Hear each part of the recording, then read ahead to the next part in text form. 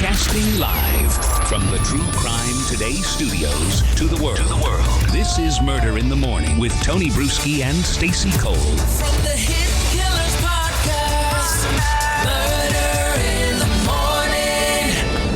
Morning. Adam Fravel, this is the man that has been convicted now of the murder of Madeline Kingsbury. You may remember this. We've been talking about it on and off now for more than a year or so. He has been sentenced to life in prison without the possibility of release.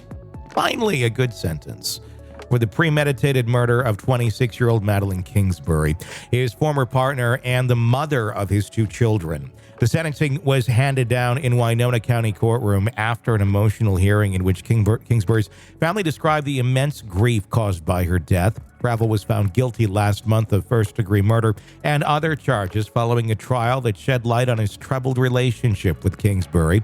Under Minnesota state law, his life sentence was mandatory.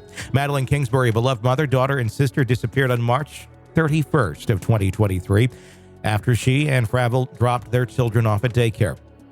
Her disappearance drew national attention and led to a massive search that lasted over 2 months. Eventually, her remains were discovered in a culvert near Fravel's parents' home in Fillmore County. A medical examiner confirmed she died of homicidal violence. Court documents revealed that Fravel and Kingsbury were separating and preparing to move out of their shared Winona home in the days leading up to her death. Investigators tied key evidence, including a bedsheet and gorilla tape used to wrap Kingsbury's body to the home where she and Fravel lived. In the sentencing, Kingsbury's family shared heartbreaking victim impact statements, painting a picture of a life tragically stolen and the profound impact on her children and loved ones. Kristen Holtgren, Madeline's mother, spoke about the abuse her daughter endured at Fravel's hands and the irreplaceable void left by her death. Fravel could have treated Madeline like the extraordinary person she was, but he didn't. Holtgren said he could have given Maddie and the kids a good life, but he didn't. Instead, he made her feel unlovable and snuffed the life out of her. Holtgren reflected on Madeline's youngest child, who was barely 2 years old and had just weaned from nursing her when she disappeared. Her older daughter had celebrated her 5th birthday only days before. I will never understand why Adam took Madeline's life. There will never be an answer to satisfy that question, Holtgren said, adding that while Fravel's sentence brings no joy, it is just. Madeline's father, David Kingsbury, who now raises her children alongside his wife, Kathy, shared the daily pain of losing his daughter. Each morning, my mind painfully adjusts to the realization that it's not just a bad dream, he said. Madeline is still really dead, and Adam Fravel killed her. Fravel was given the opportunity to speak before the sentence was imposed, but continued to maintain his innocence, saying, quote, "I never caused harm to Maddie, and I am innocent. Thank you," he stated. Despite his denial, family members made it clear that Fravel's actions have left them permanently scarred. Madeline Kingsbury, Hannock, Madeline's sister, addressed Fravel directly, vowing that her family would carry on Madeline's memory.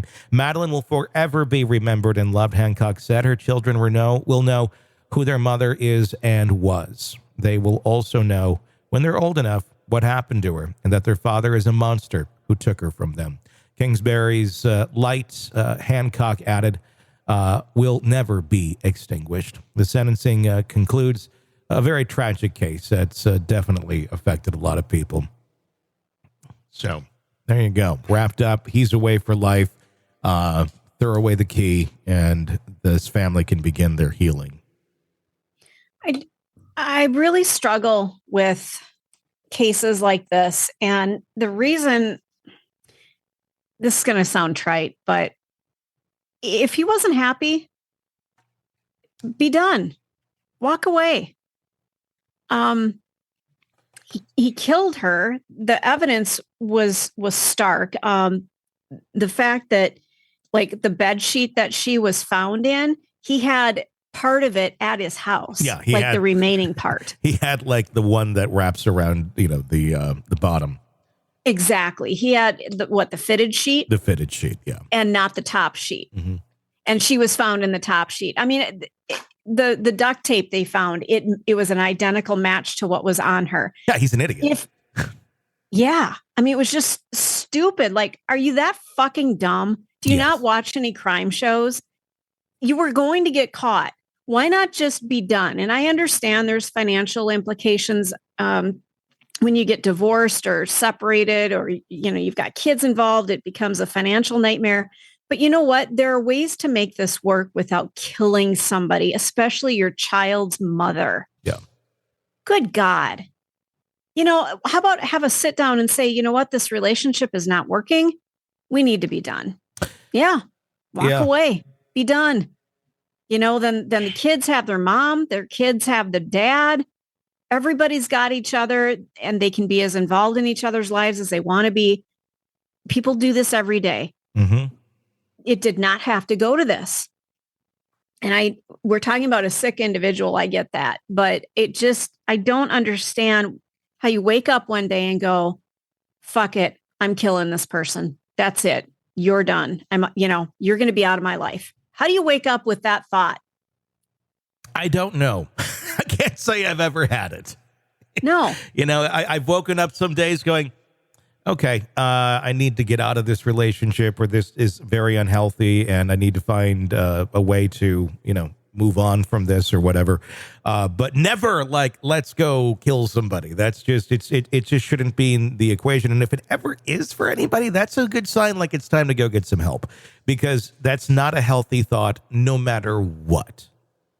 Well, and it doesn't even matter what the other person is doing to you. I speak from experience. I had an extremely abusive father, and my mom got out when I was 5 years old. And I have got some core memories that would shake you to your fucking core. Mm-hmm.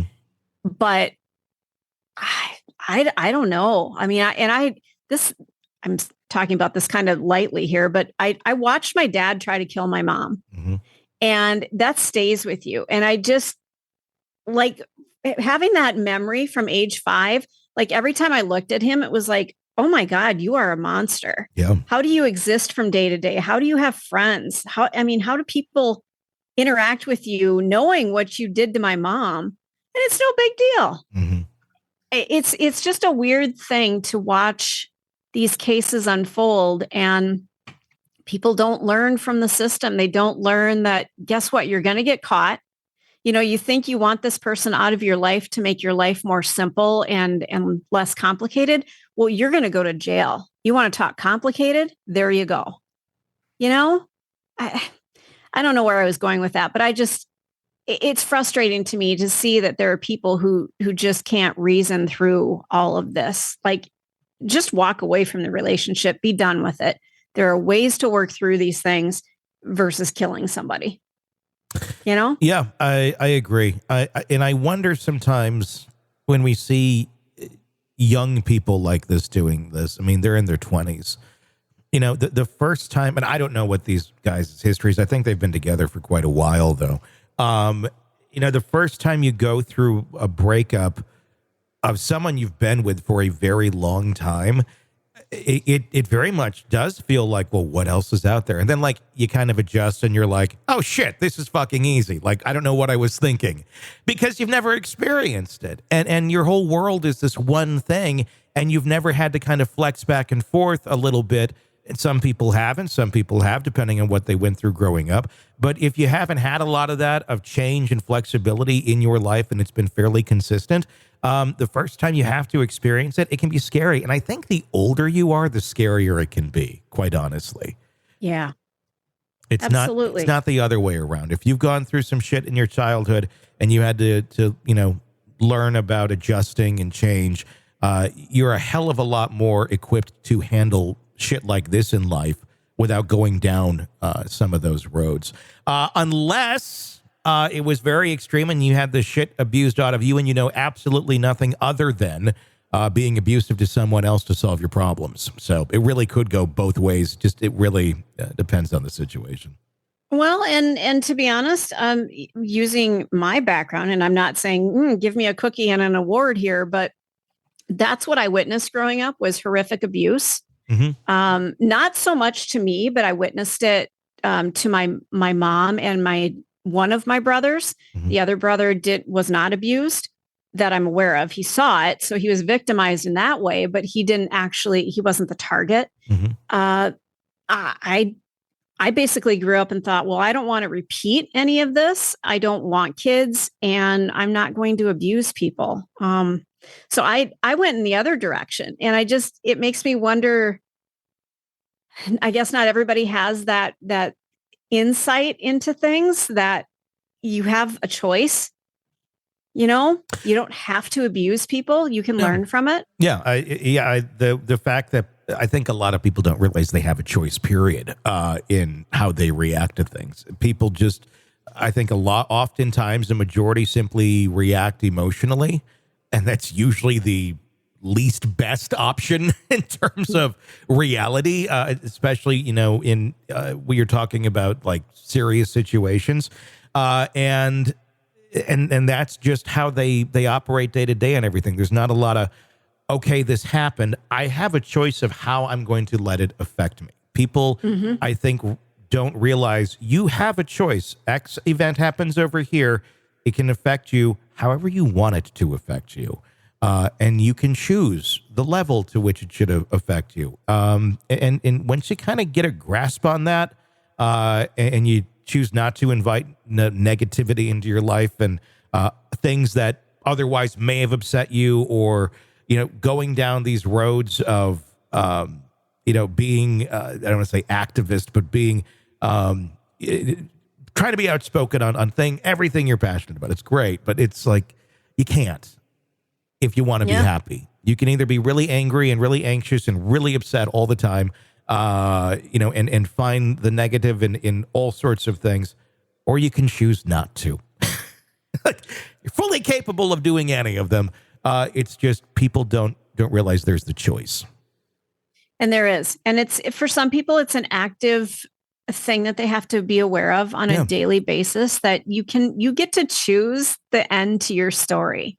You don't have to allow other people to decide how your day is going to go, And so in this case with Madeline, they were a toxic relationship. Both of those people in the relationship had a choice. And I'm not blaming the victim in any way. No, not at all. But he had a choice. To say, this isn't working. She makes me angry all the time, whatever it is. He had a choice to get out of it. And he chose to stay and make the decision to kill her based on some really irrational thoughts. He made the choice. He belongs in jail and prison. And I hope he has fun there. Well, I'll say bravo. We finally have a sentencing that I feel good about, and it's been a while. Life in prison, no possibility of parole. You're in the thick of a true crime saga, every detail sinking in. And then, wham, a commercial about something you couldn't care less about. It's like being served a microwaved dinner at a 5-star restaurant. But it doesn't have to be this way. Go for True Crime Today, Premium Plus on Apple Podcasts. With True Crime Today, Premium Plus, you get uninterrupted, ad-free episodes, extended interviews that dig even deeper into the muck, and early access so you can brag to your friends. It's like ordering the secret menu at a crime buffet. So, search for True Crime Today, Premium Plus on Apple Podcasts, subscribe, and savor every twisted detail without interruption.